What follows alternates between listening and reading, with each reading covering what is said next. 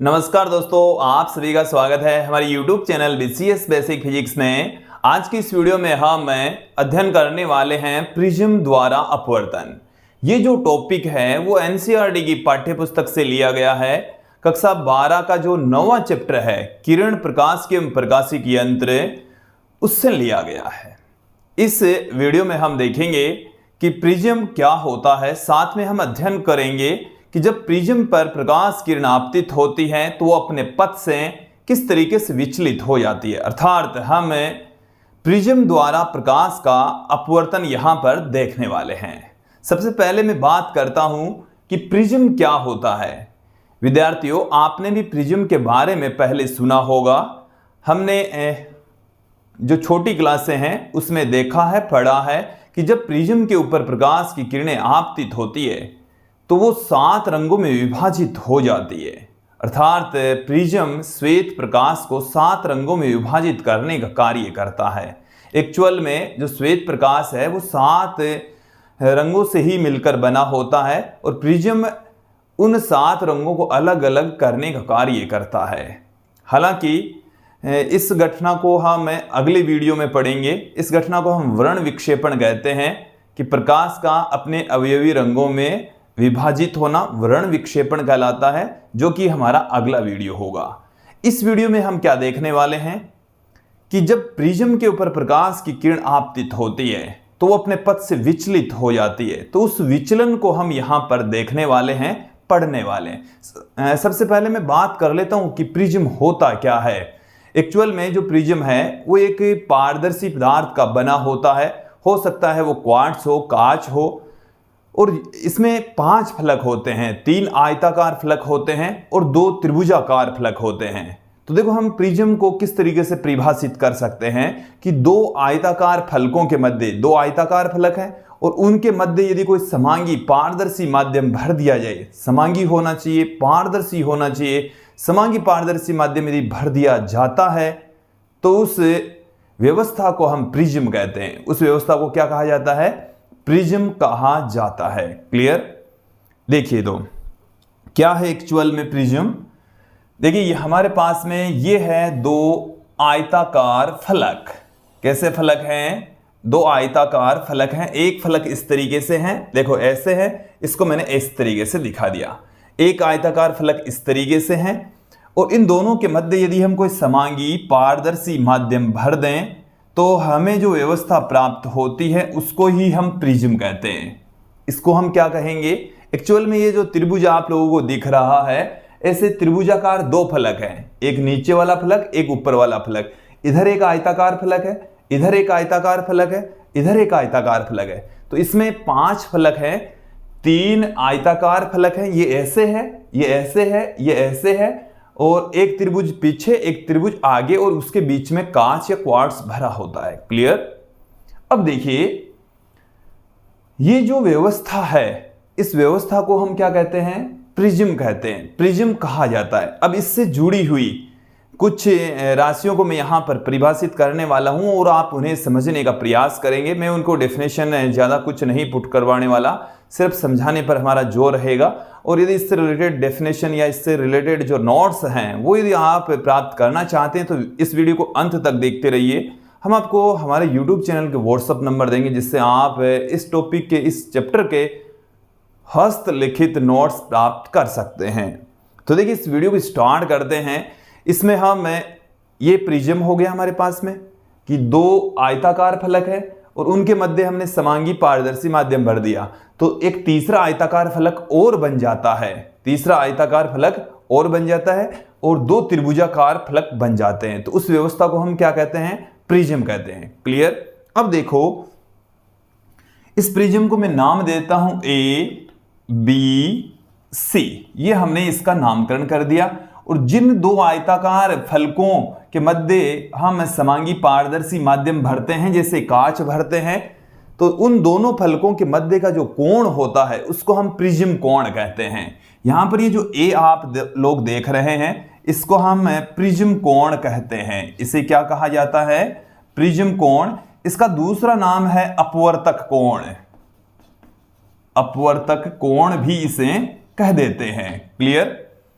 अब देखिए इस प्रिज्म के जो फलक है ए बी, जो फलक है, इस फलक के ऊपर हम एक श्वेत प्रकाश किरण को आपतित करेंगे और इस श्वेत प्रकाश किरण का जो विचलन है वो हम यहां पर देखने वाले हैं, अध्ययन करने वाले हैं।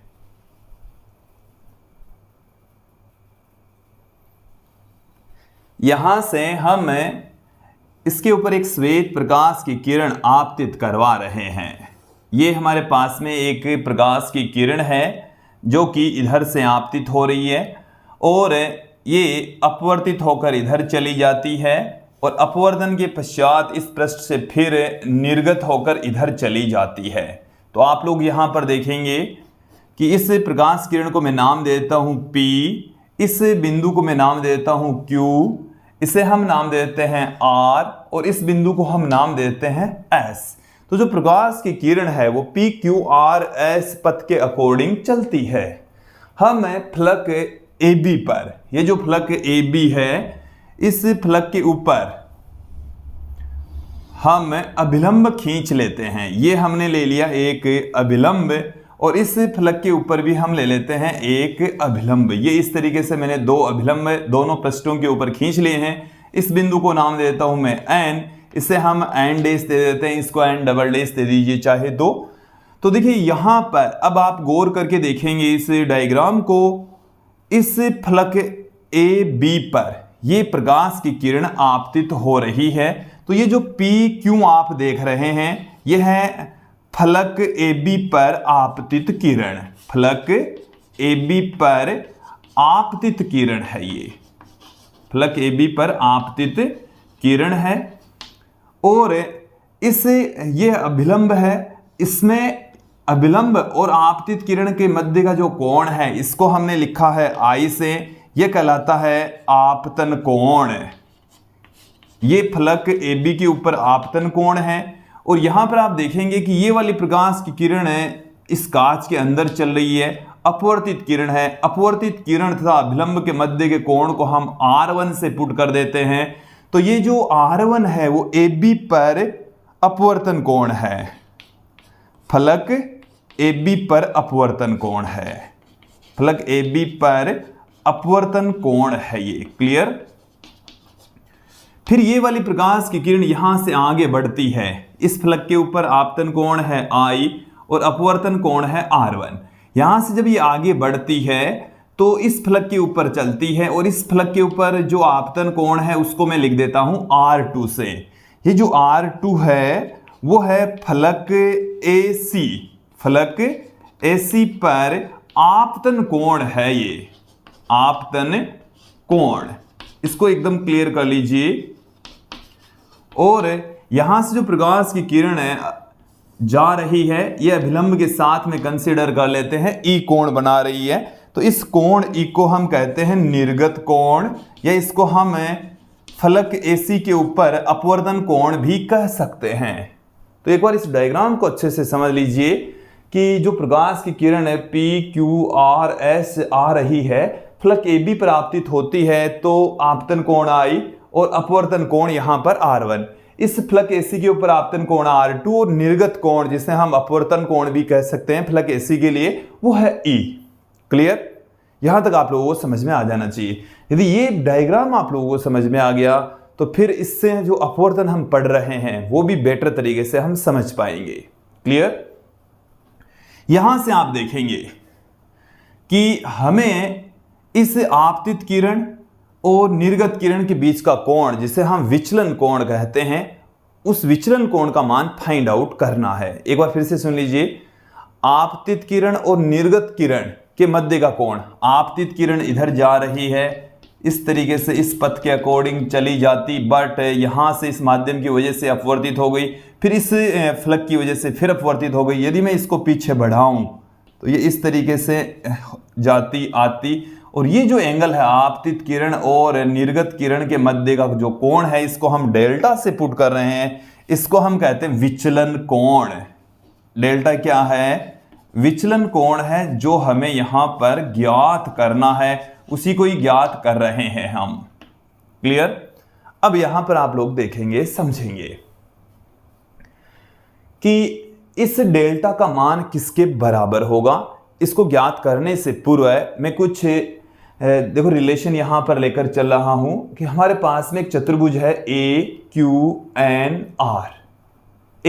ये हमारे पास में एक चतुर्भुज है और हम ये जानते हैं कि चतुर्भुज के चारों कोणों का जो योग है वो 360 डिग्री होता है। तो देखिए चतुर्भुज कौन सा है वो भी देख लीजिए। चतुर्भुज AQNR। इसमें ये वाला कोण, इस कोण को हम कहते हैं प्रिज्म कोण, जिसे हम कोण ए से मैंने पुट कर दिया है। फिर ये वाला कोण AQN, तो कोण AQN, फिर प्लस में कोण QNR, फिर प्लस में कोण QNR, बोर्ड पर भी फोकस रखेंगे NRA, कोण NRA। इन चारों का जो योग है वो 360 डिग्री होता है। चारों का योग किसके तुल्य होता है? 360 डिग्री के। अब आप लोग यहां पर ध्यान देंगे कि जो कोण AQN ये अभिलंब वाला कोण है और अभिलंब इस पृष्ठ AB के साथ में 90 डिग्री का कोण बनाएगा। कितने डिग्री का कोण बनाएगा? 90 डिग्री का कोण बनाएगा। उसी प्रकार से ARN ये कोण या NRA ये कोण भी इस पृष्ठ के साथ में 90 डिग्री का कोण बनाता है। तो यहां पर आप देखेंगे कि चित्र से कोण AQN और कोण ये दोनों कोण AQN 90 डिग्री का है और NRA ये दोनों 90 डिग्री के हैं। NRA तो दोनों का मिलाकर जो योग होगा वो 180 डिग्री होगा। दोनों का योग कितना हो जाएगा? 180 डिग्री हो जाएगा। या आप इसको ऐसे पुट कर दो कि ये कोण और ये कोण दोनों बराबर हैं और दोनों कोणों का मान कितना है? 90 डिग्री। क्लियर? तो ये वाला कोण 90 डिग्री है, ये वाला कोण 90 डिग्री है, तो 90 90 180 हो गया। 180 बराबर के दूसरी तरफ जाएगा तो 360 में से 180 कम होंगे तो 180 रह जाएंगे। तो हमें क्या मिलेगा? कोण A प्लस कोण QNR, इन दोनों का योग 180 डिग्री मिल चुका है। दोनों का योग किसके इक्वल आ चुका है? 180 डिग्री के तुल्य आ चुका है। अब देखिए इसमें हम त्रिभुज ले रहे हैं QNR, ये वाला हम यहां पर ट्राइंगल ले लेते हैं और हम ये जानते हैं कि त्रिभुज के अंतः कोणों का योग 180 डिग्री होता है। तो यहां पर आप देखिए त्रिभुज QNR से तो QNR से ये R1 प्लस R2 और QNR तीनों का योग 180 डिग्री होगा। R1 plus R2 plus QNR इन तीनों का योग 180 डिग्री है। क्लियर? इसे मैं देता हूं समीकरण 2, इसको हमने इक्वेशन नंबर 2 दे दी है। ठीक है, यहां तक समझ में आ गया। अब देखो इन दोनों की हम तुलना करते हैं। देखो इन दोनों की जो राइट हैंड साइड है वो 180 डिग्री, ये कोण भी इसमें QNR, ये कोण भी इसमें QNR, इसका कोण A, इसमें कोण है R1 और R2। चाहे तो आप समीकरण 1 और 2 को बराबर पुट कर दीजिए। तो समीकरण 1 बराबर 2 से 1 बराबर 2 से 1 और 2 को जब हम बराबर पुट कर देंगे तो कोण A प्लस में कोण QNR बराबर R1 प्लस R2 प्लस कोण QNR, ये दोनों बराबर आ गए हैं। इक्वेशन को हमने जो राइट हैंड साइड बराबर है तो लेफ्ट हैंड साइड भी बराबर होगी। क्लियर? अब देखिए QNR से QNR कैंसिल हो गया, कोण A बराबर आ चुका है R1 प्लस R2। इससे मैं देता हूं इक्वेशन नंबर 3, इसको हमने दे दिया समीकरण 3, इक्वेशन नंबर 3 आ चुकी है। क्लियर? यहां तक समझ में आ जाना चाहिए, अच्छे से समझ में आ जाना चाहिए। अब देखो हम थोड़ा सा आगे बढ़ते हैं, हमें विचलन कोण डेल्टा फाइंड आउट करना है। तो देखिए एक्चुअल में जो विचलन कोण है वो क्या है, सभी ध्यान देंगे यहां पर कि जो प्रकाश की किरण वो यहां से जानी चाहिए थी, यहां पर इतनी मुड़ गई, तो एक तो यहां से यहां तक जो कोण बना है पहले तो इतना विचलन उत्पन्न हो गया, फिर ये यहां से जानी चाहिए थी, यहां से ये ऐसे मुड़ गई, फिर ये यहां से इस तरीके से जानी चाहिए थी। देखो यहां से लेकर यहां तक का जो एंगल है वो तो ई है, फिर ये यहां से यहां तक जानी चाहिए थी, बट इसमें ये इतना विचलन और हो गया, तो ये विचलन प्लस ये विचलन, इन दोनों का योग है डेल्टा। इन दोनों का योग किसके बराबर है? इस डेल्टा के बराबर है। तो देखो ये वाला जो विचलन है ये हमें ज्ञात करना है, ये वाला विचलन है वो हमें ज्ञात करना है, तो हमें टोटल विचलन प्राप्त हो जाएगा। तो विचलन कोण क्या है एक बार सुन लीजिए कि आपतित किरण और निर्गत किरण, इन दोनों के बीच का जो एंगल होता है, जो निर्गत किरण है आपतित किरण से कितना कोण बना रही है, उसको ही हम विचलन कोण कहते हैं, डेविएशन एंगल कहा जाता है। तो विचलन कोण, अब विचलन कोण को हम लिख रहे हैं डेल्टा से। विचलन कोण को किससे लिखा जा रहा है? डेल्टा से पुट किया जा रहा है। इस डेल्टा का मान किसके बराबर होगा? इसको मैं नाम देता हूं, इस बिंदु को एम। क्या नाम दे दिया मैंने? एम।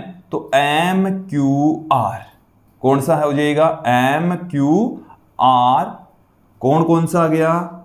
M Q R. फिर प्लस में, अब देखिए ध्यान देंगे, ये वाला जो एंगल है इसके सामने वाला एंगल ये होगा, तो ये वाला एंगल और ये वाला एंगल सेम है। देखो यहां से यहां तक का कोण और यहां से यहां तक का कोण, ये शीर्षाभिमुख कोण है, तत्पश्चात ये दोनों बराबर होंगे।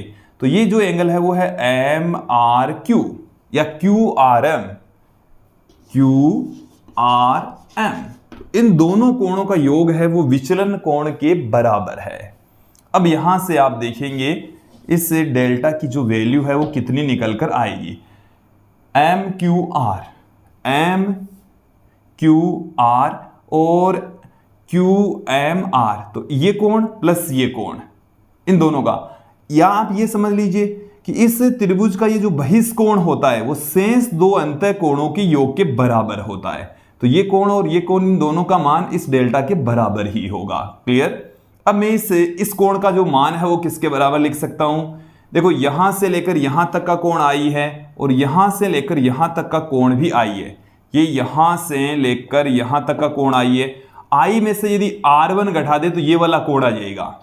आई में से कितना घटा दें? R1 घटा देंगे तो ये वाला एंगल आ जाएगा, क्योंकि ये आई है तो इसके यहां से लेकर यहां तक तो आई होता है सामने वाला कोण, इसमें से ये घटा दिया हमने R1 तो ये वाला एंगल आ जाएगा I माइनस R1।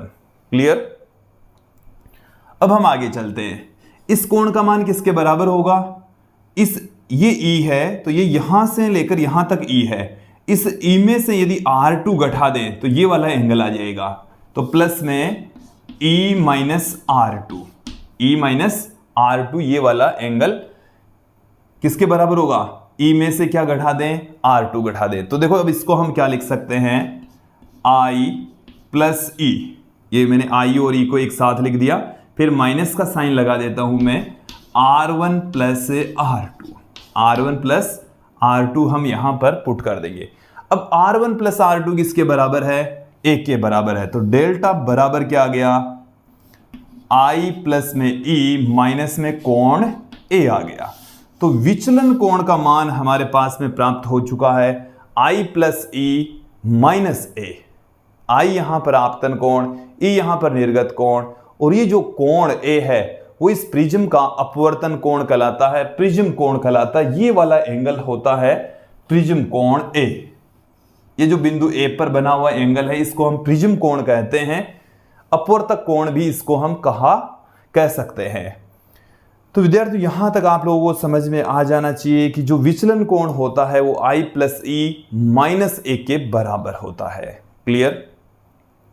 अब हम थोड़ा सा और आगे बढ़ते हैं।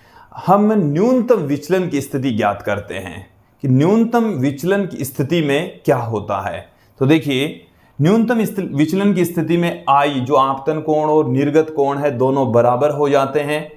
I और E दोनों क्या होंगे? बराबर होंगे। साथ में जो R1 और R2 हैं ये दोनों भी बराबर हो जाते हैं। तो यहां से मैं न्यूनतम विचलन की स्थिति के लिए रिलेशन अब फाइंड आउट करूंगा। तो देखिए यहीं पर मैं पुट कर रहा हूं न्यूनतम विचलन। वैसे विचलन कोण का मान हमने फाइंड आउट कर लिया है। विचलन का मान होता है i प्लस ई माइनस में a के बराबर। आपतन कोण निर्गत कोण का योग करके उसमें से प्रिज्म कोण घटा दीजिए, विचलन कोण आ जाएगा। अब न्यूनतम विचलन कब होगा वो हम यहां पर देख रहे हैं। तो देखिए न्यूनतम विचलन कोण के लिए, न्यूनतम विचलन कोण के लिए क्या होगा, न्यूनतम विचलन कोण के लिए, न्यूनतम विचलन कोण के लिए I और E दोनों बराबर होंगे तथा R1 और R2 ये दोनों भी बराबर होंगे और इन दोनों को हम R के इक्वल मान लेते हैं, कंसीडर कर लेते हैं। तो देखिए यहां से हम एक एक करके सारे रिलेशन देख लेंगे। समीकरण 3 तो देखिए क्या हो जाएगा, समीकरण 3 के अंदर R प्लस R बराबर आ गया A, मतलब कोण A ही है ये।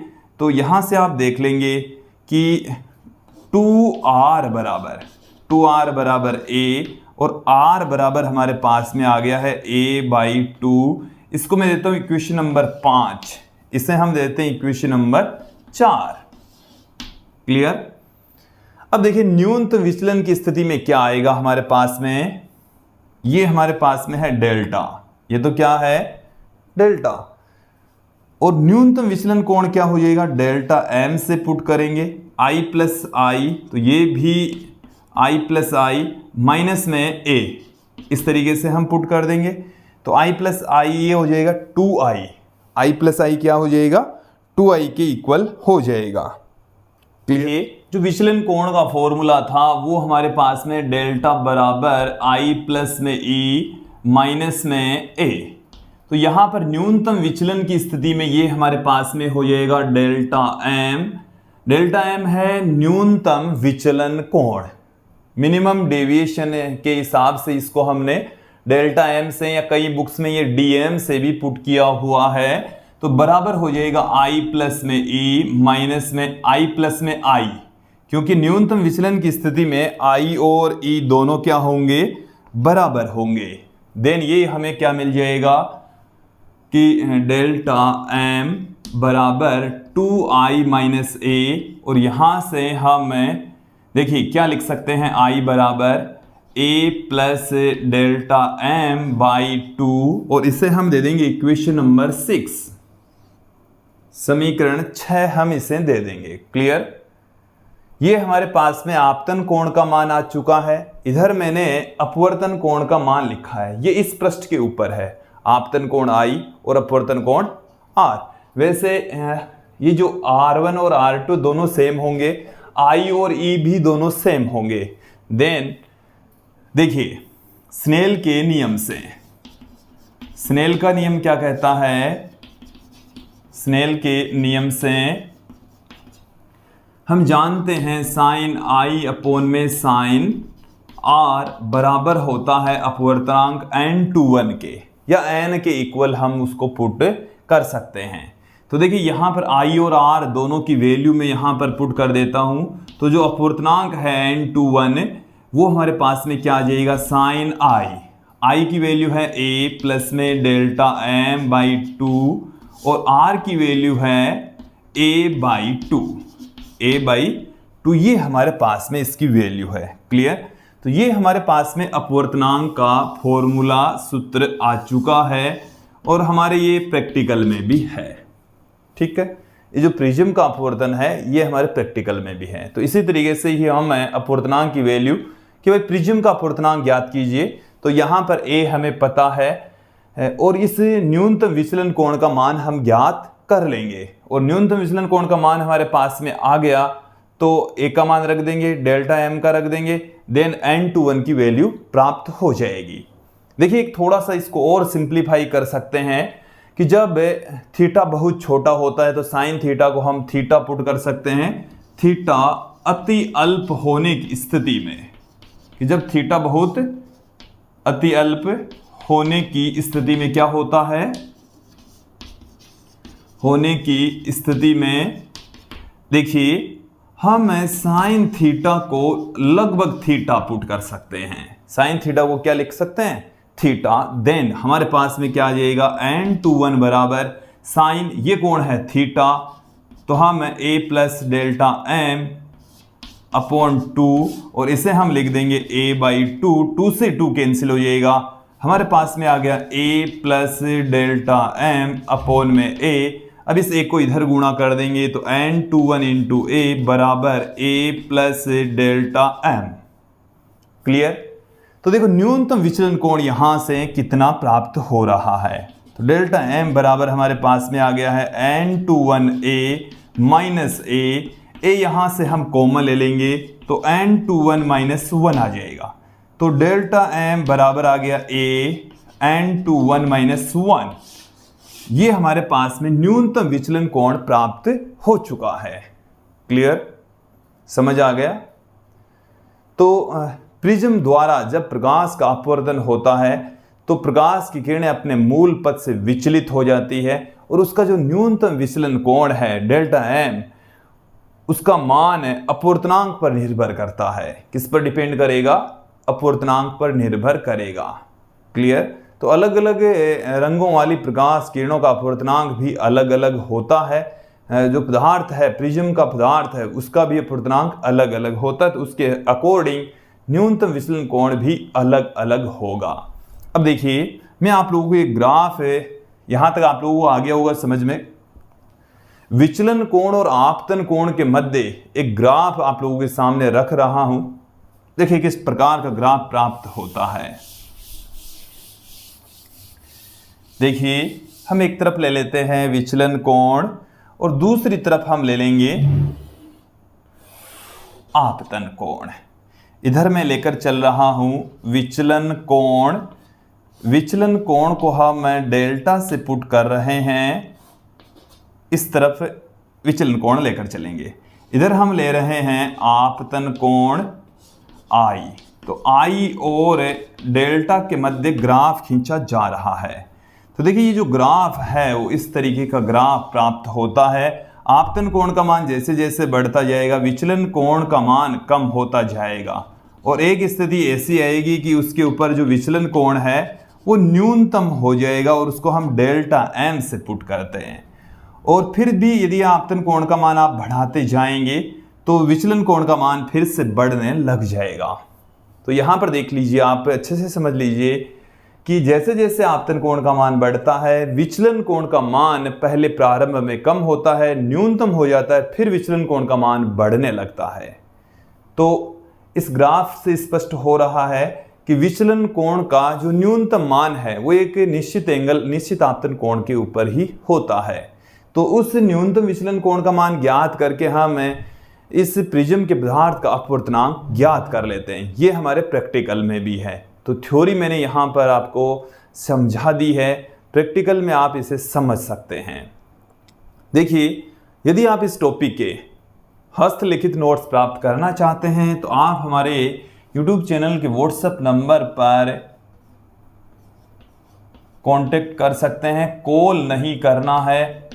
देखो ये केवल व्हाट्सएप नंबर है, केवल व्हाट्सएप करना है। तो इन नंबरों पर आप व्हाट्सएप करके नोट्स प्राप्त कर सकते हैं। कक्षा लिखें और चैप्टर का नाम लिखें कि इस चैप्टर के चाहिए, तो वो नोट्स आपको प्राप्त हो जाएंगे। आज के इस वीडियो में इतना ही। धन्यवाद दोस्तों।